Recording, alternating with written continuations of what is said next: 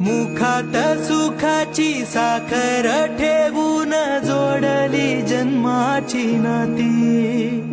रामाच्या रूपात जपला माणूस मारुती रायाची छाती।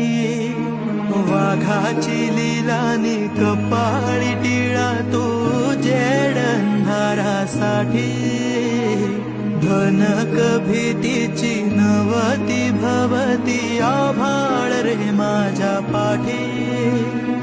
देऊन किनारा मनाच्या होडीचा सारंग हरवला माझा